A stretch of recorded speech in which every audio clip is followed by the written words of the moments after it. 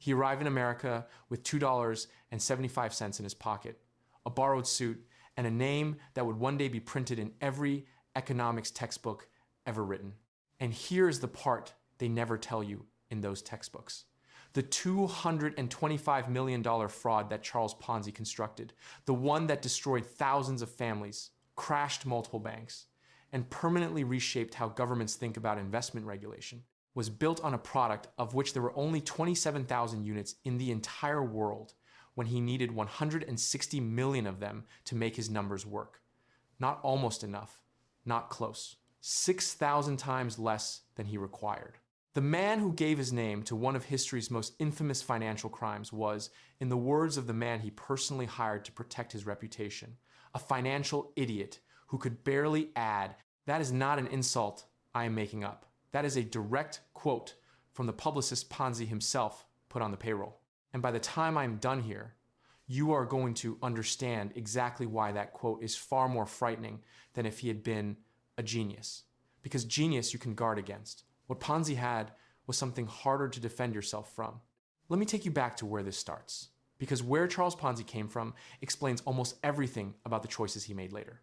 Carlo Pietro Giovanni Guglielmo Tebaldo Ponzi was born on the 3rd of March, 1882 in Lugo, a small town in northern Italy. His full name was so long, it needed its own postal route, which is quietly hilarious given that his father was a postman and postal coupons would one day be the vehicle for his most spectacular crime. The Ponzi family had a history of genuine prosperity.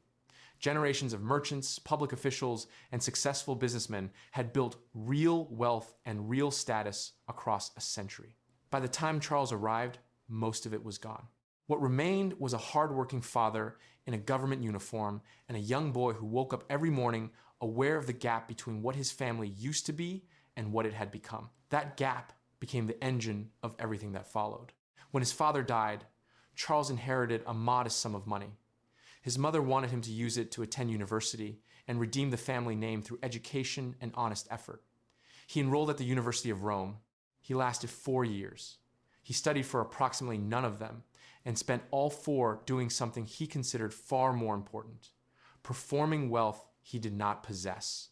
He dressed in the most expensive clothes he could find. He ate at the finest restaurants. He gambled at the casino. He attended the opera. He surrounded himself with rich friends whose lifestyle he imitated down to the last detail, charging everything to an inheritance that was evaporating beneath him. By the time the money ran out, he had no degree, no qualifications, no savings, and no plan. His uncle offered him a clerk's position. Ponzi declined. He considered himself above that kind of work. He was 21 years old. He had already failed at the only real opportunity his family had ever been able to give him. And his solution was to move to a different continent. In 1903, Ponzi stepped off the SS Vancouver into Boston Harbor. He had $2.75. He spoke very little English. He had no connections and no marketable skills. America was not waiting for him with a welcome party. The next several years were a sustained education in humility that Ponzi absolutely refused to absorb. He worked as a sign painter, a waiter, a dishwasher, a grocery clerk, a factory hand, an insurance salesman, a sewing machine repairman. He was fired from most of these jobs for trying to cheat customers and quit from the rest because he found the work beneath him. There were stretches where he slept in parks and ate whatever he could beg or steal. He was a man who believed in his bones that he was destined for greatness, living a life that was measurably below average. That specific tension between an enormous sense of entitlement and a complete absence of legitimate achievement tends to produce very predictable outcomes in people. None of them are good. By 1907, Ponzi had made his way to Montreal, convinced that Canada would be more welcoming, and for a moment, it seemed like he was right. He found work as a bank teller at an institution called Banco Zarossi, which served the Italian immigrant community and was run by a man named Luigi Zarossi. The job was exactly the kind of clerical position Ponzi had turned down when his uncle offered it back in Rome. He took it this time. Several years of sleeping in public parks will do extraordinary things for your professional flexibility. Zarossi's bank had something unusual about it. It was offering 6% interest on deposits, exactly double the standard rate offered by any other institution in the city. Depositors loved it. They were getting twice the return for the same money. Ponzi was impressed. And then, working close enough to the operation to see inside it, he started to understand why the rates were so high. They were high because Zarossi was not investing the deposits. He was using money from new depositors to pay the interest owed to older ones. He was running what would later be called a Ponzi scheme, which at this point had not been named after Ponzi because Ponzi was not yet famous enough to have anything named after him. He was just a teller watching his boss commit fraud in real time. Ponzi got a front row education in how the thing worked. He watched how the double interest rate attracted investors who told their friends, who told their friends. He watched how early payouts generated the credibility that kept new money coming. He watched how the whole structure required a constant inflow of fresh capital to survive and what happened the moment that inflow slowed. When the authorities began investigating Zarossi in mid-1908, his boss packed a suitcase full of everything he could carry and fled to Mexico. He left his employees, his clients, and everyone connected to the operation to deal with the fallout alone. The lesson a reasonable person might draw from watching this from the inside: this is not a viable business strategy. The lesson Ponzi drew: the only mistake was running. Before leaving Montreal, in a move that tells you everything you need to know about his relationship with self-control, Ponzi stole a blank check from a client's checkbook, a company called Canadian Warehousing, and filled it out to himself for $423.58. He chose that amount deliberately. Not a round number, not too suspicious, convincingly specific, he thought. He brought it to the bank. The teller spotted the forged signature in approximately 30 seconds. Ponzi was arrested, tried, and sentenced to 3 years in St. Vincent de Paul Penitentiary. He served 2 on good behavior, which raises the obvious question of what good behavior looked like in the rest of his life if this was the improved version. He was released on parole in 1910. Within weeks, he was smuggling 5 undocumented Italian immigrants across the border into the United States for a fee. He was caught at the border, convicted, and sentenced to 2 more years in federal prison in Atlanta. He argued in court that he genuinely had not known the men lacked documentation. Nobody was persuaded. He served the full sentence. Prison sentences in 2 countries before his early 30s. 15 different jobs at which he had either been fired or quit. 0 successful ventures of any kind. A man with an enormous talent for imagining himself as successful, and essentially no talent for becoming successful. Somewhere in there, you would expect the story to just end. Most stories about people with this trajectory end. Ponzi's was just getting started. After Atlanta, he drifted back to Boston and eventually found a clerical position at an import-export company called J.R. Poole. And then the most important thing in Charles Ponzi's life happened, and it had nothing to do with money. He met Rose Gnecco. She was 21 years old, warm, genuine, and apparently completely charmed by a 35-year-old Italian man with 2 prison sentences and an excellent suit. The feeling was mutual and immediate. They married in early 1918. For a brief, real moment in a life that had contained very few of them, Charles Ponzi was genuinely happy. But happy and satisfied are different things. Ponzi wanted to give Rose everything: the mansion, the jewelry, the lifestyle, the evidence that marrying him had been the right choice. A clerk's wage at an import-export company was never going to deliver any of that.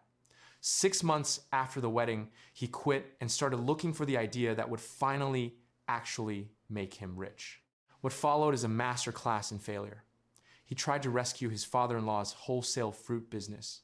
It went bankrupt. He launched a trade magazine called The Trader's Guide, rented an office, hired 3 staff members, and sent proposals to hundreds of companies at advertising rates that were so high not a single one responded. He tried to start his own import-export company. No clients came, no interest followed, nothing worked. By late 1919, Ponzi was sitting in a small office he could barely pay for, with almost no income, a wife he adored and desperately wanted to impress, and a stack of unanswered correspondence that represented the wreckage of every plan he had ever had. And then a letter arrived from Spain. A Spanish businessman had written about possibly doing business together back when Ponzi still believed The Trader's Guide was going to become a transatlantic publishing empire, and had enclosed a prepaid postal coupon to cover the costs of a return reply. an international reply coupon. Ponzi had never encountered one before. He turned it over in his hands and started asking questions. And what he learned over the next several days became the pitch that would eventually cost tens of thousands of people everything they had. International reply coupons, or IRCs, were issued by the Universal Postal Union, the international body that coordinated postal services across countries. You could purchase an IRC in any member country and redeem it for postage stamps of equivalent value in any other member country. The system existed to make cross-border correspondence easier. The nuance that caught Ponzi's attention was this: IRCs were always redeemable at the same face value in stamps, regardless of where they had been bought, but they were purchased at local currency rates. And local currency rates in post-war Europe had collapsed.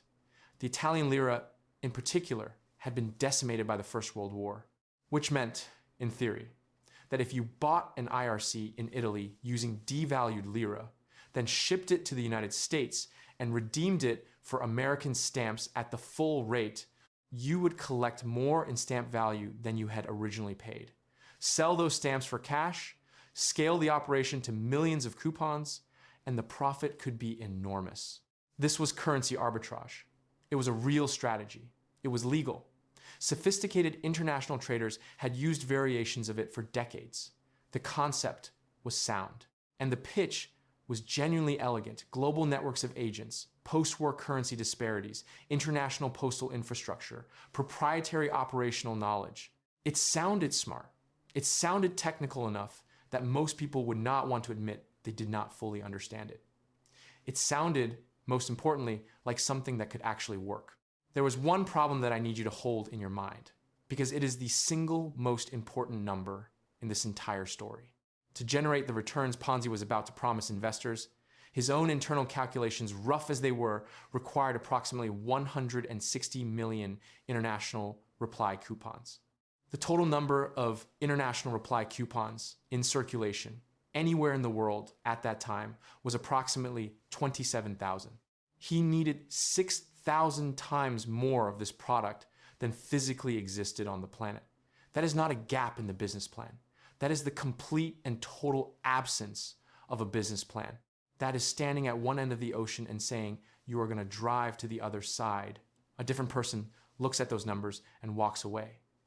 Ponzi looked at those numbers, recognized that the idea sounded too good to abandon, and concluded that the solution was to take people's money using the pitch and pay the early investors from the capital of later ones for as long as the money kept coming in. He had watched Zarossi do exactly this. He had run the counter at that bank. He knew, mechanically and operationally, how you kept an impossible scheme alive by feeding it a constant stream of new investment. The only mistake Zarossi had made was losing his nerve and running. Ponzi was not going to run. In January of 1920, he registered a company called the Securities Exchange Company and began offering investors a 50% return on their money in 45 days or a 100% return in 90 days. He explained that his global network of agents was purchasing IRCs in bulk in countries with weakened post-war currencies and redeeming them in the United States. When investors pressed him for operational specifics, he declined to share them proprietary information, he explained. Sharing the details would only help the competition. He said this from a very nice office, wearing an extremely expensive suit, projecting the kind of absolute confidence that makes people feel foolish for doubting. The first month, 18 people invested. Within 45 days, they were paid their 50% return using money from new investors who had come in after them. Those 18 people told everyone they knew, cousins, neighbors, coworkers. Entire communities began showing up at Ponzi's office. By the spring of 1920, the crowds outside his building were so large that he had to hire additional staff just to process the volume of incoming money. At the peak of his operation, he was taking in more than $250,000 a day. $250,000 every single day. That is the equivalent of roughly $3.5 million a day in today's money, arriving in the form of cash and checks from people who had seen their neighbors get rich and could not afford to miss out. The Boston Post declared him a financial genius. Banks sent clients his way. He moved into a 20-room mansion in Lexington with air conditioning, a genuine luxury in 1920, bought a custom car, wore diamond stick pins and silk suits, and sent money to his mother in Italy. He was the most famous man in Boston. He had wait lists, he had fans, he had people who had never in their lives had anything to do with investment terminology suddenly using phrases like international arbitrage in casual conversation at the dinner table. He was, briefly and entirely on borrowed time, exactly the man he had spent his whole life trying to become. Now, I want to stop here for a second and ask you to think about who was actually handing him that money. Because this is the part that matters, and the part that the financial genius scammer narrative conveniently leaves out. It was not wealthy investors chasing exotic returns. It was not institutional money looking for high-yield alternatives. It was Italian immigrants who had worked for years in factories and laundries and kitchens and construction sites, saving small amounts of money with enormous difficulty, who saw in Charles Ponzi the first opportunity that seemed to promise them something real in return. When those people lost their money, they did not just lose dollars, they lost years. They lost retirement plans that would never be rebuilt. They lost the ability to send money home to families in Italy who were counting on them. They lost things that had no replacement. That is not a financial statistic. That is the actual weight of what happened here. And now I need to tell you about William McMasters. Ponzi hired McMasters in the summer of 1920 as his publicist. Press attention was growing, questions were multiplying, and Ponzi needed someone credible and experienced to manage his public profile. McMasters was exactly that. A well-regarded professional with real expertise and, critically, a genuine commitment to honesty that would make him a very poor fit for this particular client. Ponzi gave him full access to the company's records so he could prepare press materials. What McMasters found when he sat down with those records changed the trajectory of the entire story. There was no international network of agents. There were no IRC purchase records. There was no investment infrastructure of any kind. There was a large amount of money flowing in and a smaller amount flowing out to keep early investors quiet, and an enormous amount disappearing into Charles Ponzi's personal life. McMasters later described sitting across from Ponzi as the man lounged at his desk with his feet up, smoking an expensive cigar through a diamond holder, talking confidently and completely incoherently about postal coupons and currency differentials without appearing to understand any of it at even a basic level. He said, in the assessment that became the most accurate 5-word summary of the entire episode, that Ponzi was a financial idiot who could barely add. What McMasters did next is the part of this story that gets the least attention and deserves the most. He could have taken his fee, kept his mouth shut, and moved on to his next client. The investigation was already underway. He was not legally obligated to do anything. He chose to take everything he had found and walk it directly to the Boston Post. Because here is what was also happening while McMasters was going through the books. The Boston Post had retained Clarence Barron, the founder of Barron's financial newspaper and the most respected financial analyst in New England, to independently examine Ponzi's operation. Barron's conclusions took him approximately one afternoon. He calculated that delivering the promised returns would require 160 million international reply coupons. The global supply was 27,000. He also noted, in the tone of a man who had seen some things, that Ponzi himself held zero investment in his own company. The man who claimed to have identified the greatest investment opportunity of the modern era had not put a single dollar of his own money into it. In July of 1920, the Post published Barron's analysis on the front page. Investors panicked immediately. Hundreds of them descended on Ponzi's office demanding their money back. Lines stretched around the block. People were angry, frightened, and loud. And then Charles Ponzi did something that is genuinely one of the most remarkable things in this entire story. He walked outside into the crowd. He smiled, he shook hands, he cracked jokes. He bought coffee for people who had come there to destroy him. He was calm and warm and completely unrattled. And within hours, the majority of the people who had shown up to demand withdrawals had decided to leave their money in. Several of them reinvested on the spot. He walked into a mob that wanted his blood and walked out with their trust. He did it with nothing but personality. No data, no evidence, no new information. Just the force of his presence and the way he made each individual person feel seen and heard and foolish for having doubted him. That ability, that specific, devastating gift, was the only real thing Charles Ponzi ever had. He just chose to use it exclusively for harm. But McMasters had already filed his story. The expose ran in August of 1920. It detailed the full mechanics of the scheme, the mathematical impossibility of the returns, the absence of any real investment activity, and the scale of the losses accumulating in the accounts of ordinary investors. This time, there was no amount of coffee or handshakes or diamond stick pins that was going to hold the thing together. The Securities Exchange Company collapsed within days. The auditors who came in to examine the books found liabilities of approximately $7 million against assets of less than $2 million. Multiple banks that had been entangled in the operation declared bankruptcy. Tens of thousands of investors discovered that the money they had given to Charles Ponzi, the savings they had accumulated through years of work, was gone. The confirmed total loss came to approximately $15 million, the equivalent of roughly $225 million in today's money. Ponzi was indicted on 86 counts of mail fraud. He negotiated that down to a single count, pleaded guilty, and received 5 years in federal prison. 5 years for $225 million worth of other people's lives, savings, and futures. He served 3.5, released in 1924. He immediately fled to Florida.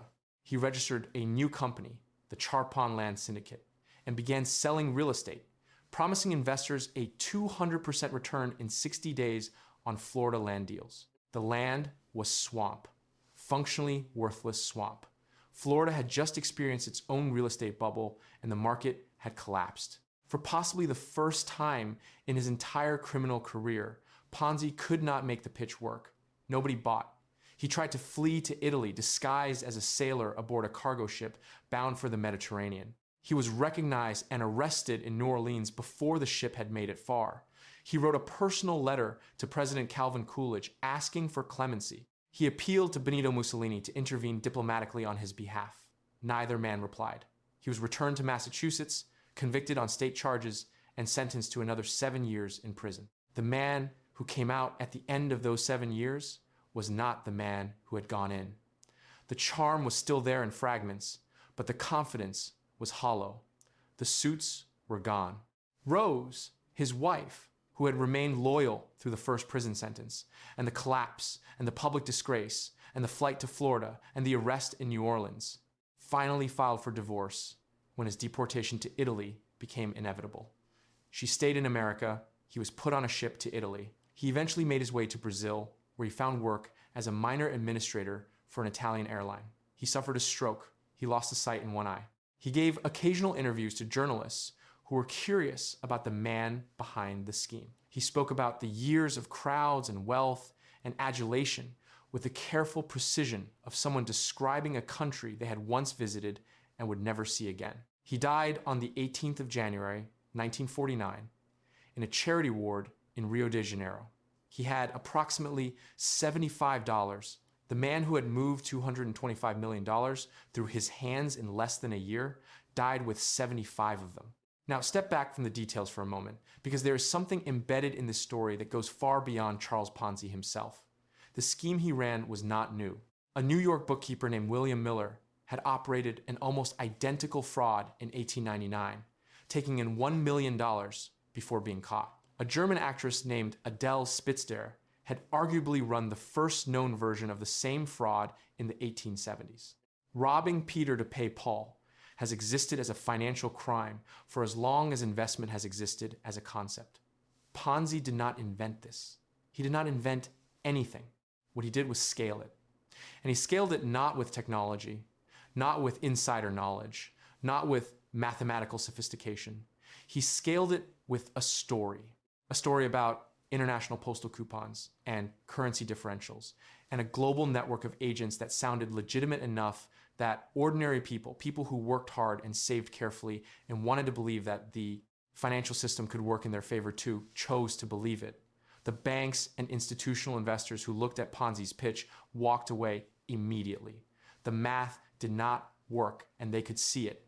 But the people who did not know the math The people who only knew that their neighbor had deposited $500 in February and collected $750 in April, they believed. And they lost everything. The reason his name became the permanent label for this type of crime is not because he was uniquely clever. It is because he was uniquely brazen. He did it in public. He did it in Boston, with newspapers covering him like a celebrity, with the financial establishment of the city actively watching. He walked into the mob that had come to unmask him and shook their hands and bought them coffee. He appealed to the President of the United States from a jail cell. He tried to escape to Italy as a sailor.